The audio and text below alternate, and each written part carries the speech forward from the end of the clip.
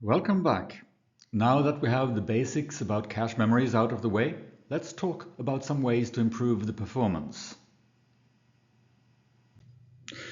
We talked about tuning with cache lines, set associative address mapping, and cache size.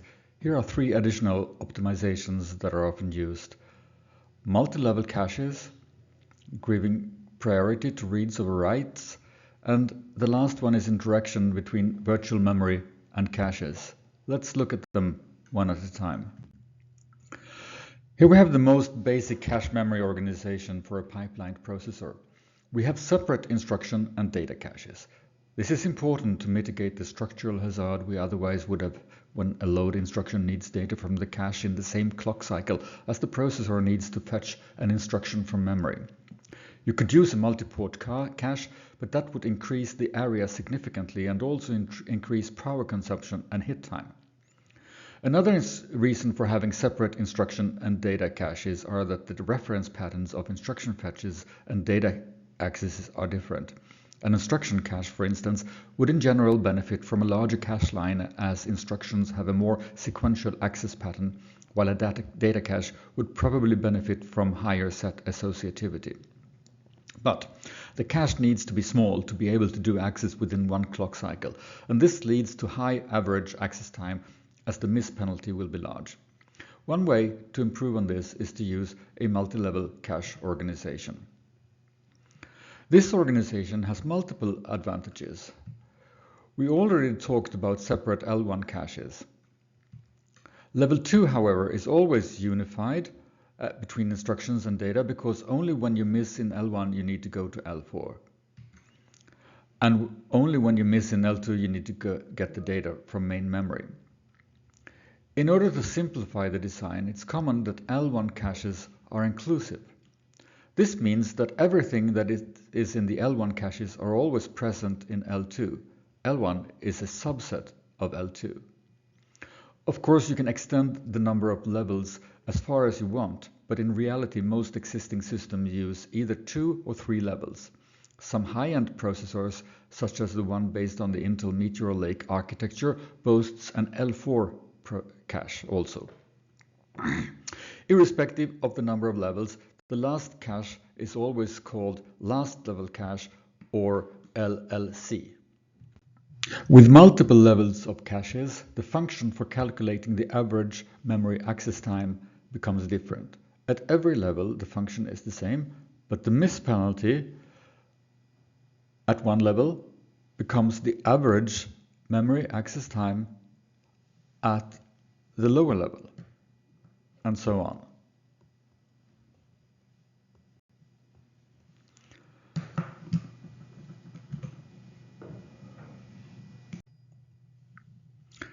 Having multiple levels, you're freer to make an L1 design that optimizes the total performance.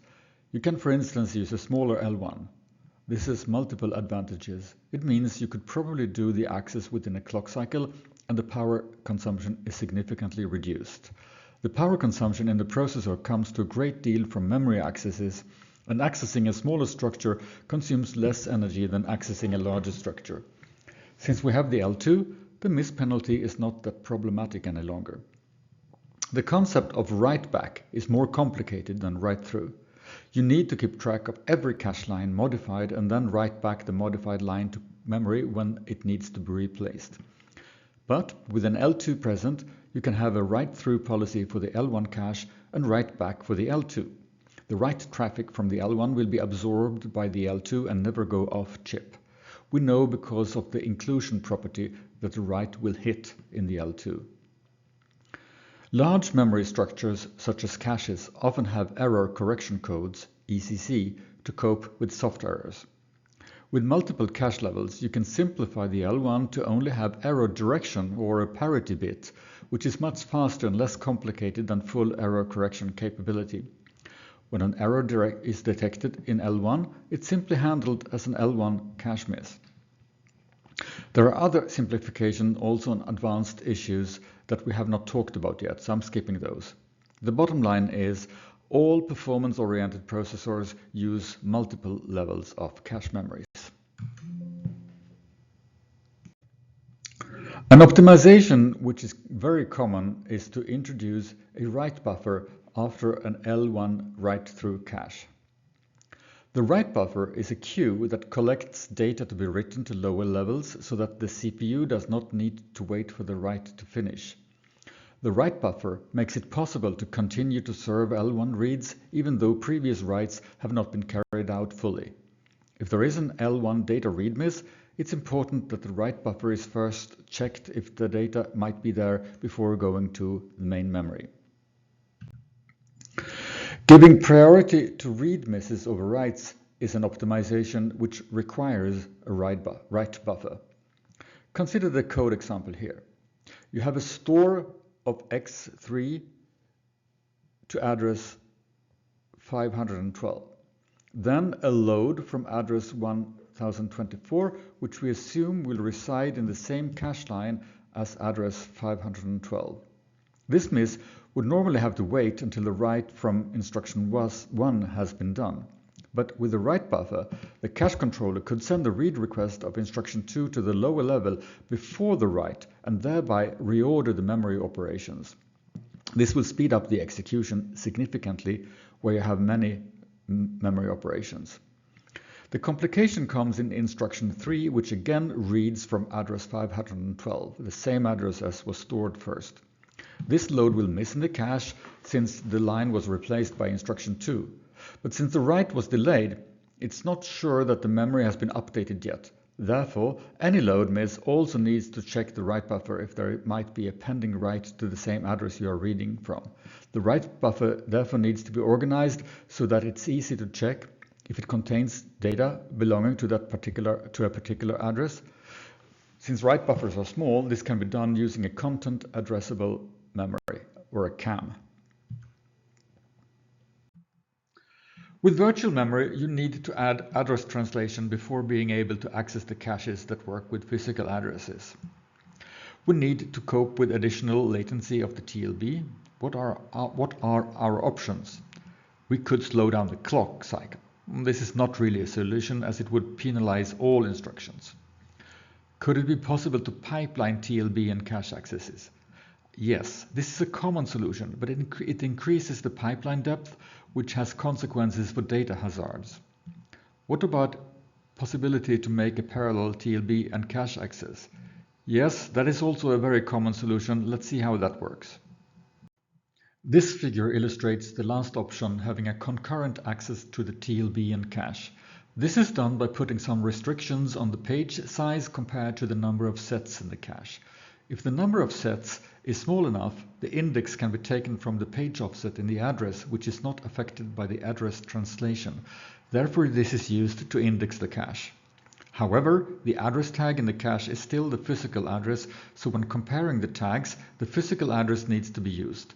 The TLB is normally a much smaller cache than even the L1 cache, and therefore is ready with the translation where the address tag check is done. The constraint is that the number of bits needed to index the cache, capital L, plus the bits for the block offset B must not be larger than the bits for the page offset K. So the third option does not work.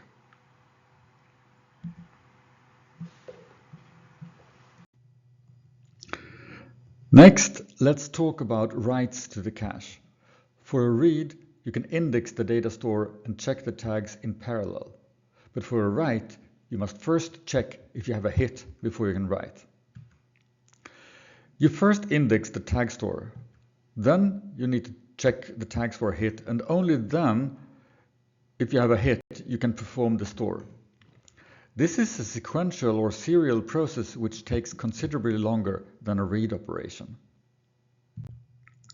One common way of reducing negative performance effects of write hits is to pipeline writes. In clock cycle 1, you check the tag and store the address and the data to be written in buffers, shown in blue here. Then in the next cycle, you store the data if there is a hit. Here's another view of pipeline writes. If two stores are immediately following each other, the tag check for the second store will be done at the same cycle as the writing of the data is done in the previous store. A load following a store to the same address is unlikely, but it's okay as you can get the data from the buffer to be written. A load following a store from another address might be a structural hazard, as the data path of the cache needs to be read and written at the same time. The final architectural optimization I will present in this video is about set associative caches. The figure shows a four-way set associative cache. Upon a read, the following happens. The index bits are used to read out a cache line from all ways in parallel. Then the tag is compared with the tag from the four cache lines. Finally, the outcome is used to select which way will be sent to the CPU. Set associative caches are good in reducing conflict misses. As a rule of thumb, an 8-way set associative cache is almost as good in terms of miss rate as a fully associative cache, which is very costly to build. A second rule of thumb, as I've already mentioned, is that a 2-way set associative cache has about the same miss rate as a direct map cache with twice the size. So what is the problem? Well, the flexibility in ways leads to extra time, and hit time increases with as much as 20 to 50% depending on the number of ways, as a large multiplexer is slow. For L1 caches, wave prediction is a technique which has been used by Intel, AMD, ARM and others to reduce hit time. The principle is to use some extra bits for each set that will predict which of the ways that will contain the data. With this, we need only to compare one tag, and the multiplexer can be set early to route the data to the CPU. If correct, it saves energy and it is as fast as direct map. The accuracy of wave prediction is typically around 80 to 90%. However, the drawbacks are that we need to cope with 2 hit times and that it's more complicated. So here we see the extra bits needed to predict the way, and if we predict it correct, we just read one data item and then set the multiplexer early.